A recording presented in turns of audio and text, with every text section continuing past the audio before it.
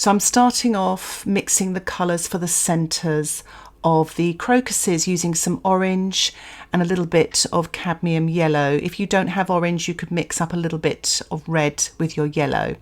So I'm using my size 4 brush. I'm painting on the sketchbook paper here, wet on dry. So this is the back of the sketchbook. It's my last painting. So I'm just here painting wet on dry. Just keep it really simple. The paper isn't that thick, so I won't be painting lots of layers. I'm going to keep it really fresh, working wet on dry here, using water, a pinch of the orange here, sort of pushing it into the yellow, painting wet in wet. So I'm mixing up here some of the yellow with some teal, but you can use Prussian blue or cerulean to paint the light coloured leaves here, wet on dry, still using my size 4 brush, but you could use a larger brush for this. Mixing up here yellow ochre into that green wash, just to paint the sort of larger leaves on the crocus flowers there. They're a little bit more natural looking, a bit more of an earthy yellow green. And I've just used a pinch of violet at the top of the leaf there, wet into wet. And I'm just painting a few more light coloured leaves wet on dry. I'm mixing up a very dilute cobalt blue here, painting wet on dry. You can use ultramarine. I'm using my size 10 round brush. And I've actually mixed up a little bit of a stronger cobalt blue. I felt it was a little bit too pale. So I'm using it at the top there, painting wet into wet, and then carefully painting around the crocus flowers, still sort of wet on dry in this area, but some areas a little bit wet on wet where I put the paler cobalt blue. So I'm using a very dilute burnt sienna with a pinch of yellow ochre. You can use raw sienna here on its own as well. And I'm carefully painting around those crocus flowers, so don't wet them because I want to keep some of them white as well, but also you don't want to contaminate that violet colour we're going to use later. So I'm just pushing this into the cobalt blue, wet into wet as well, to create a lovely soft grey colour. So I am using burnt sienna and ultramarine about 50-50, and I've actually put a pinch of yellow ochre besides that. So I've got a sort of a dark brown and then a sort of slightly warmer, earthier colour using the yellow ochre with the burnt sienna and ultramarine mix. And I'm painting this lighter colour now. That's the yellow ochre, burnt sienna and ultramarine, damp into damp with my size 4 brush to sort of create the look of branches in the distance. And I'm using the ultramarine and burnt sienna now, the slightly darker brown, and painting this damp into damp. You may want to take the excess paint off on a paper towel if your paint is running too much. But what this creates is soft edges, so it looks further away and behind those crocus flowers, creating depth in your painting. So I'm going to a larger brush now, still using the ultramarine and burnt sienna mix about 50-50, and I'm carefully painting around the crocus flower here on the left hand side, and this is damp into damp still. So again, you may want to take off the excess paint off on your paper towel if it's running too much, but these sort of branches and details here are a little bit closer, so I'm sort of creating depth in the background here. And I'm just working my way around these crocus flowers very carefully using my size 10 brush. So I'm just sort of diluting some of these marks here using a damp brush and just pulling up some of that paint there. And a lot of this background is kind of abstract. I'm leaving a lot of light as well, but I just want to create the illusion of sort of busy sort of trees behind, using a touch more ultramarine there to the right hand side with a little bit of burnt sienna. So it's about 70% ultramarine, 30% burnt sienna. As you can see, I've just diluted a little bit in here, cutting in on the right hand side here, and then again sort of painting sort of branches, etc., keeping everything loose. So I'm mixing up ultramarine here about 80% with 20% burnt sienna, painting a sort of grey blue. Then I've added a little bit more burnt sienna, painting damp into damp. So I think it's a good idea now to allow my painting to dry. And what I'm doing now is I'm mixing up some colours for the background of the crocus flowers and leaves. So I'm using some of the burnt sienna and orange, a little bit of yellow ochre and yellows, even a little bit of quinacridone gold in there. So lots of sort of earthy colours to start with. So I'm actually going to wet the background area here, and I'm actually going to work on negative spaces, negative shapes, and that's the background. The positive shapes are the flowers and the leaves. So it's quite nice actually to talk about negative painting, negative shapes, because they really are important. They tell a story as well. They create space. You can sort of manipulate them to make them darker or lighter, to bring your positive shapes forward. And what's quite nice about this is I'm using sort of burnt sienna, ultramarine, and as here I'm working wet into wet, painting around that crocus there to the left and the leaf shapes, using some orange as well with my size 10 brush, starting off obviously wet into wet. So I'm actually using some dark here, painting damp into damp, using the ultramarine and the burnt sienna to really bring out the light of those leaves as well. And you can sort of sprinkle some salt in here to create texture, whatever you fancy, to create and paint these wonderful shapes here. It can be quite relaxing. As you can see, I'm taking the excess paint off here and just painting damp into damp here, some of that dark ultramarine with a pinch of burnt sienna, to create sort of silhouetted darker leaves just in this section you can see in the photograph as well. I thought I'd have a little bit of fun with it. I did the same thing at the top there with those distant trees, painting these almost abstract marks to create the illusion of vegetation, etc. behind the crocus flowers. I thought it'd be quite nice as well just to add a few more wet on dry branches in the distance here using my size 4 brush, and using this colour it brings those branches forward, making the other ones look paler and they sort of fade into the distance a little bit. And I thought I'd just add a few more darks just behind some of the flowers as well, again to bring them out using that dark there. I'm actually using a ready-made green here as well. I'm using Viridian. You can use Hooker's green, and you can mix it a little bit with yellow or ultramarine or even a little bit of burnt sienna to make it darker. So this is a very dark green, but you can also use Prussian blue with a little bit of burnt sienna to make a dark green.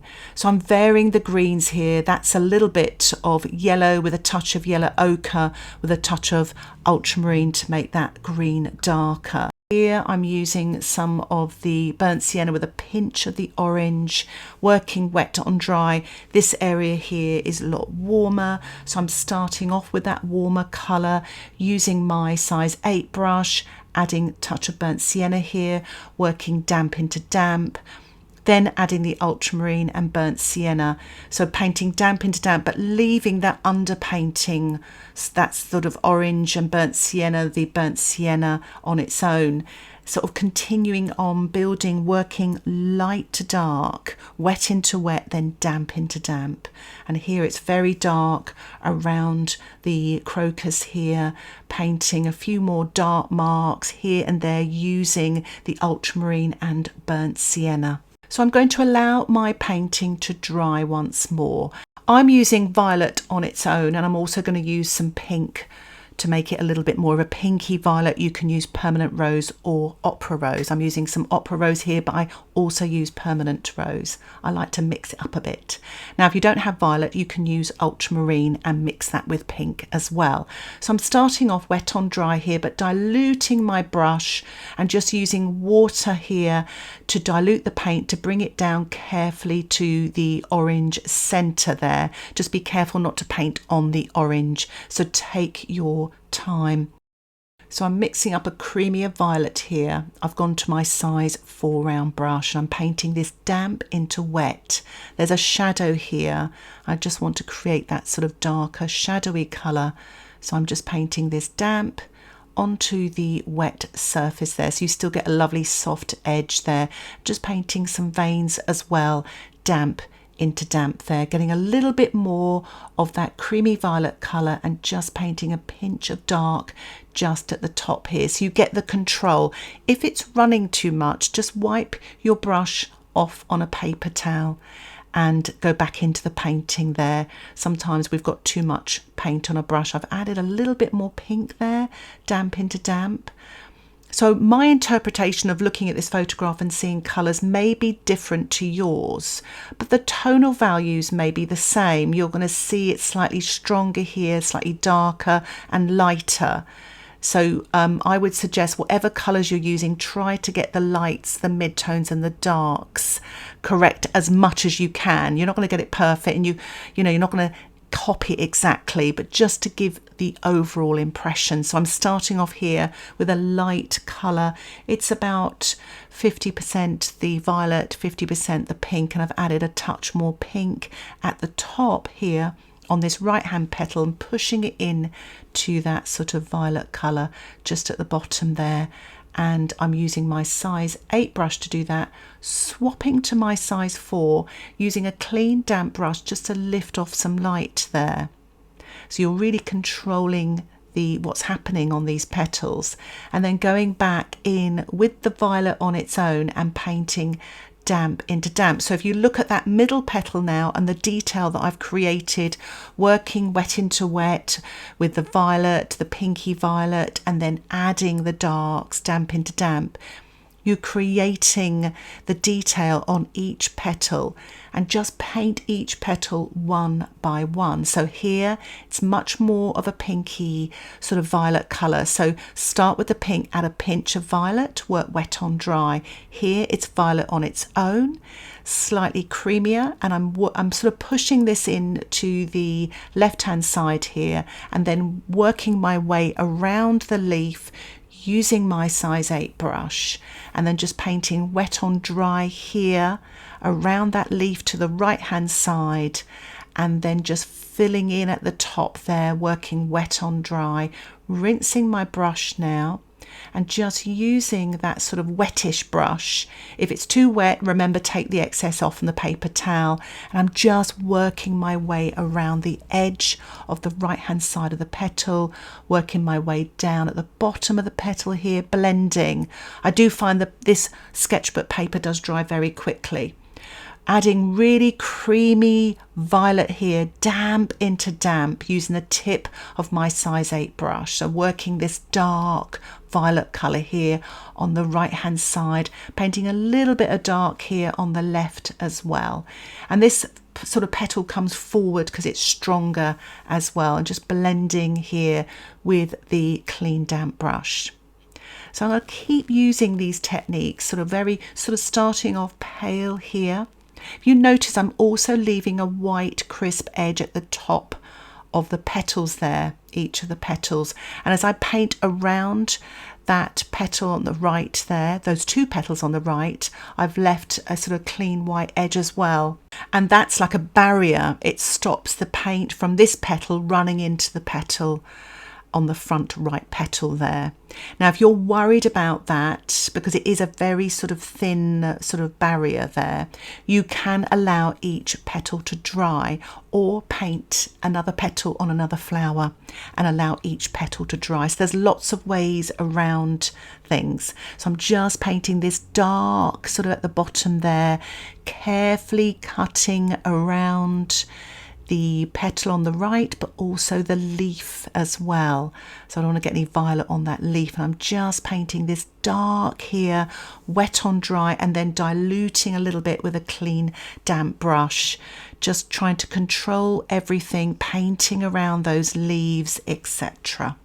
So I'm adding a little bit more of the violet here for some darks on the right hand side, using my size 8 brush, just dropping in a little bit more dilute violet there to the right, and adding creamy violet at the top where it's darker on the petal, and then pushing up the paint with a clean damp brush to create some dark edges. So just painting here, damp into damp, a little bit more of the violet on its own. And then using a clean damp brush to soften and bring the colour up so it goes from dark to light. Adding a little bit more dark here, pretty much wet on dry, rinsing my brush and again just softening that hard edge there. Painting a little bit more detail here, wet on dry, using the violet and adding a little bit of shadow here to the left. Adding another petal here to the left, wet on dry, using the violet on its own and adding even creamier violet just underneath, painting around the leaf. So it's almost two positive shapes here. Just painting carefully around the top of the leaf with that violet there, using my size 8 brush. Just lifting off a little bit of light now with a clean damp brush as well. So you can sort of create light on petals using this technique.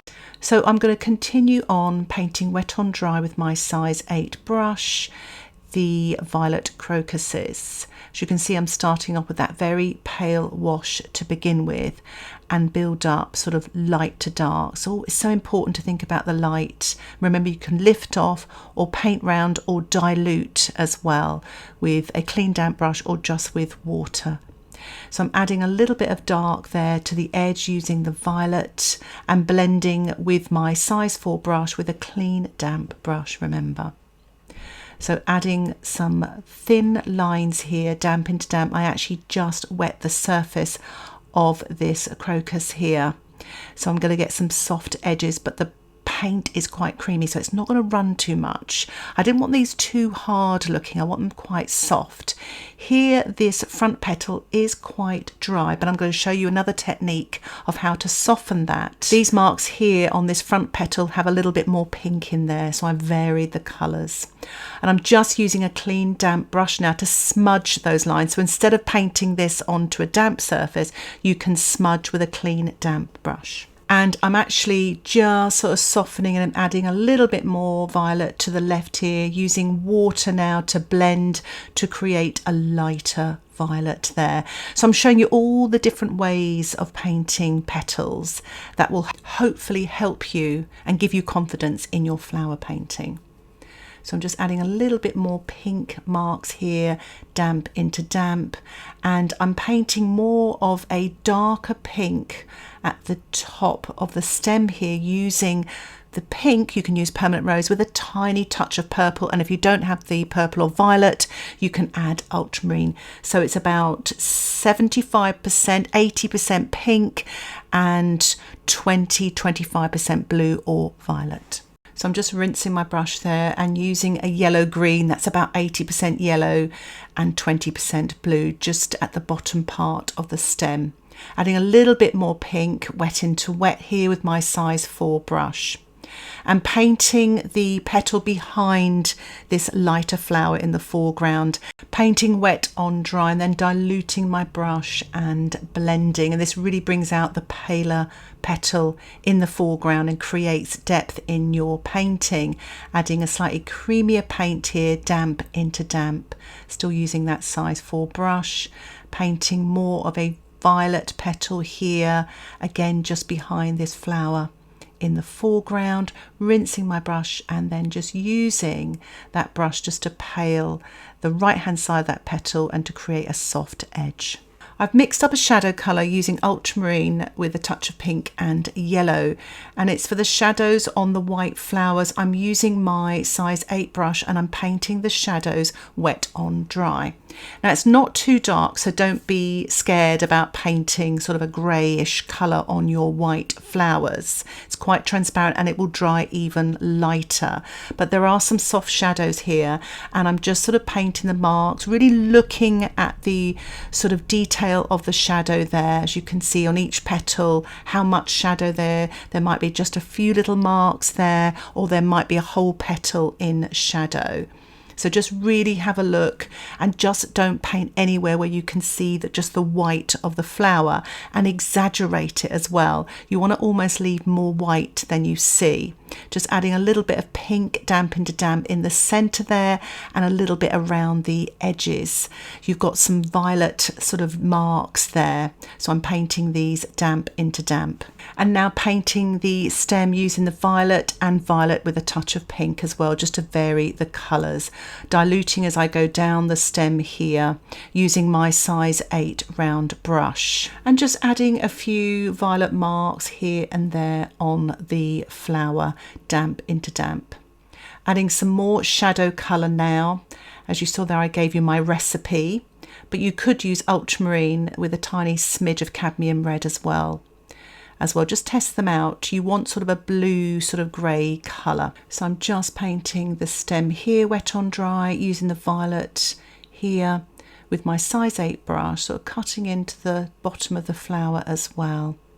Doing the same with the Star of the Show flower here, and you can mix it up and add a bit of pink, maybe a little bit more violet, and I'm actually painting into the flower here using my size 4 round brush now, using the violet with a touch of pink, and then maybe using a clean damp brush to blend as well. So adding a few more marks here, wet on dry, using the violet with my size 4 brush, blending, adding a few little darks and details here and there, using a paler violet here as well.